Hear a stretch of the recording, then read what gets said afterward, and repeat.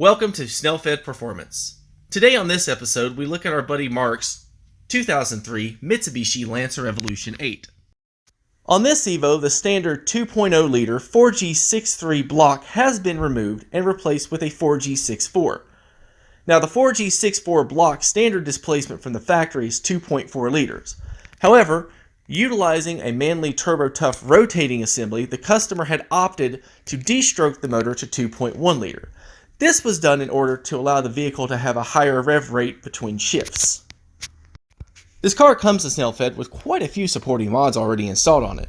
A Magnus V5 cast intake manifold, some Fuel Injector Clinic 2150cc injectors and a custom Walbro 255 double pumper, ARP head studs, Keegley springs and retainers, Kelfer 276 high lift camshaft, a JM Fabrication forward-facing hot parts kit with a Force Performance Super 99 turbocharger mounted from the bottom of it. Snellfed Performance built the intercooler piping for this vehicle. The lower intercooler is 2.5 inches in diameter, while the upper intercooler pipe is our short route 2.5 inch kit that utilizes the 50mm tile blow-off valve. This vehicle is also running our Snellfed Performance oil catch can with 3-6 AN line option.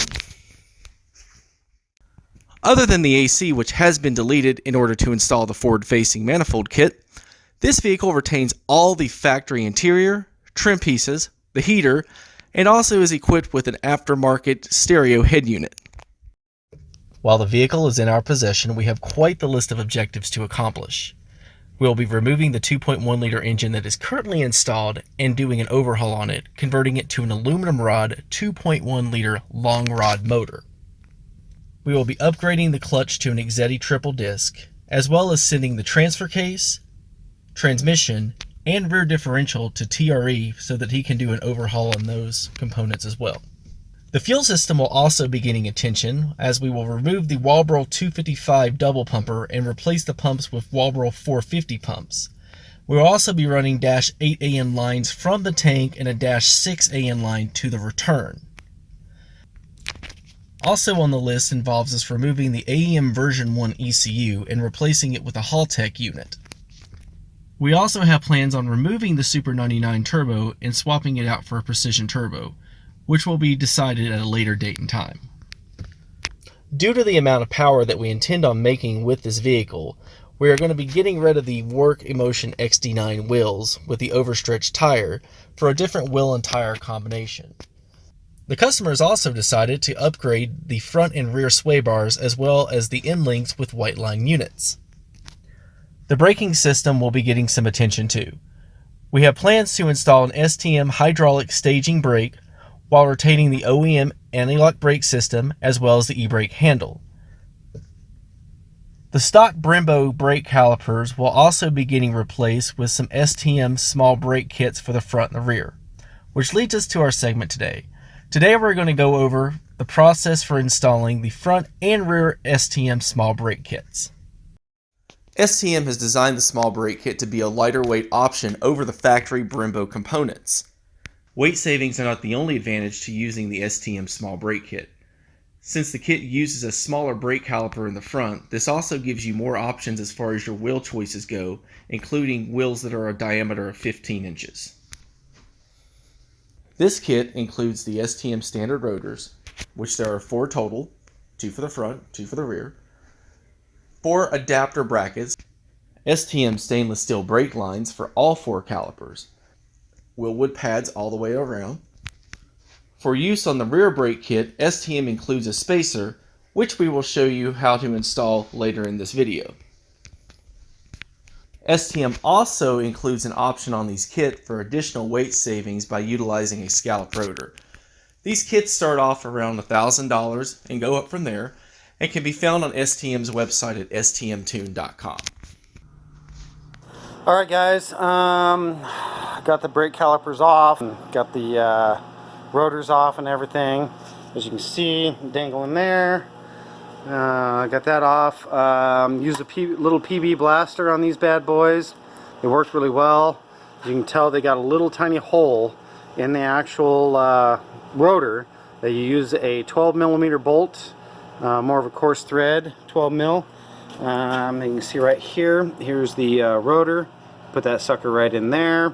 You just tighten it down a little bit, it pops this right off the hub.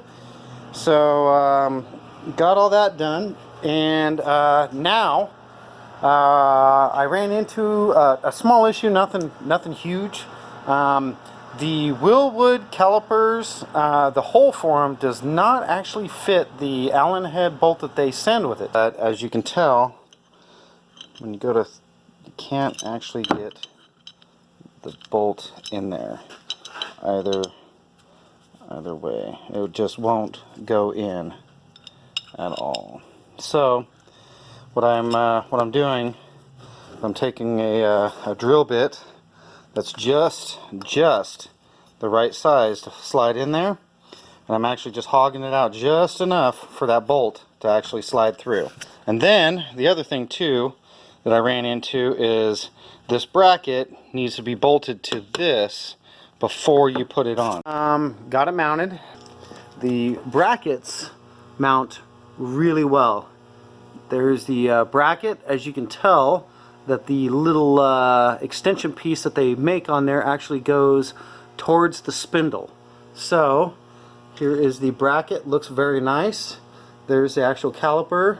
Obviously he's got steel lines going to the stock caliper, but these come with their own steel lines, so I'll be replacing those. Very nice. Like I said, they line up really nice, you know, either side.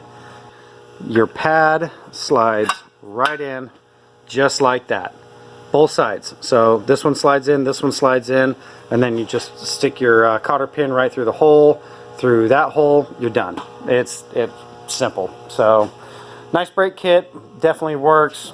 Takes some weight off your Evo. Racers know that these Evos need some weight taken off of them, but not a bad way to go, especially if you're looking for the performance aspect and you want to go fast. Alright guys, we're actually started on the rear brakes, and there's the kit. I believe these spacers go on there to kind of help with the back spacing on the actual brackets that they made. So I got it taken apart. You know, here it is. There is an actual drum emergency brake inside there.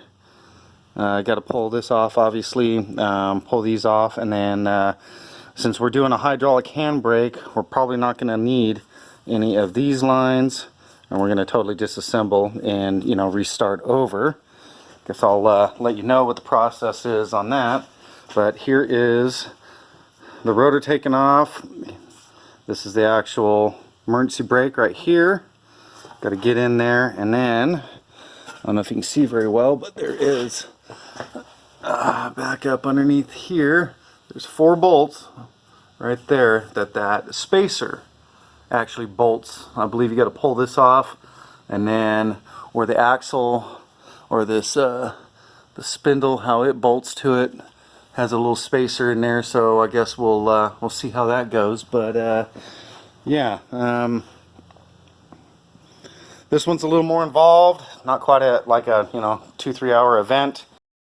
Another note, I also recommend that you take like a wire wheel, either on a drill or on a bench grinder, and this surface right here gets incredibly rusty. This is why you have to fight it getting it out of this area right here, being all rusty and stuff. So wire wheel it, wire brush it, get some of that rust off so you're not fighting it back together. That's what I recommend.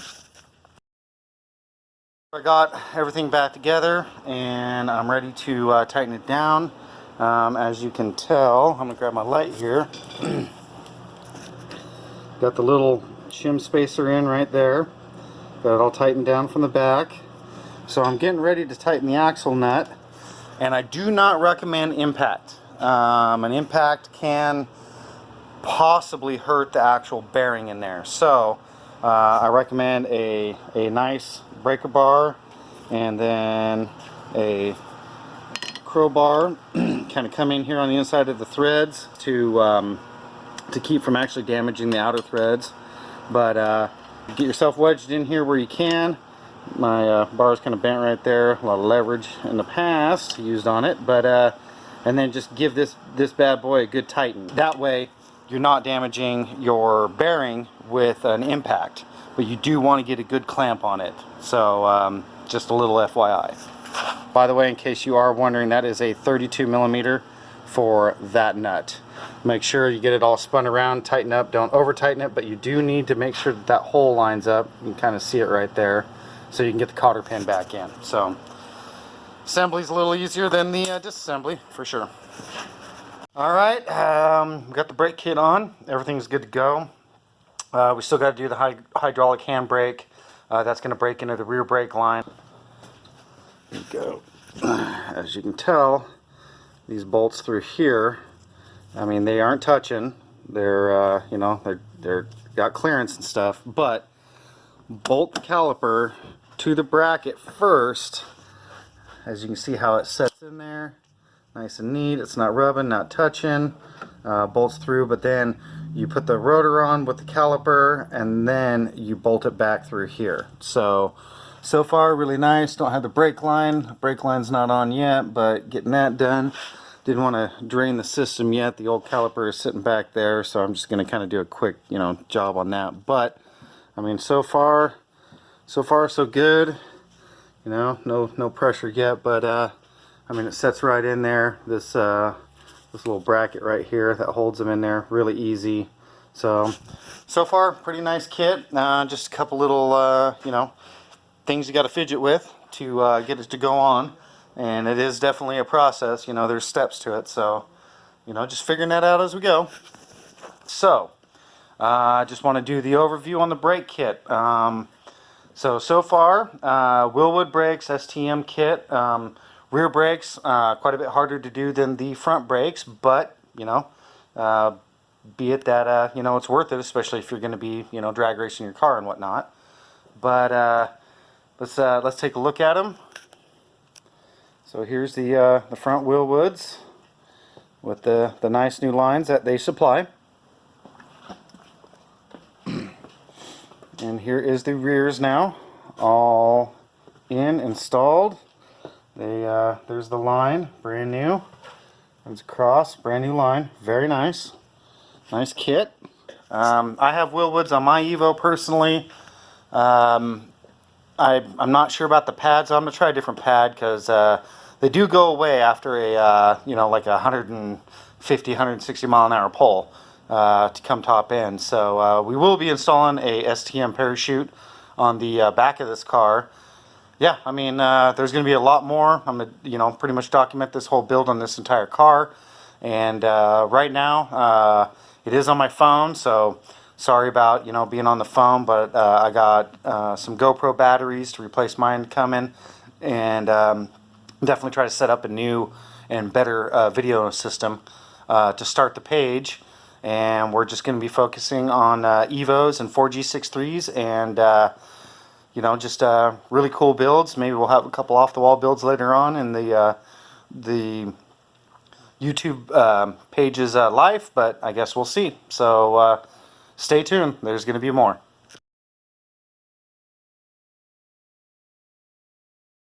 Well, and that wraps up this episode here at Snellfed Performance. We appreciate you stopping by and checking out the channel. Hopefully you give us a like and subscribe for future updates on Mark's Evo, as well as other projects we have down the line. Have a great day, and thanks for coming by.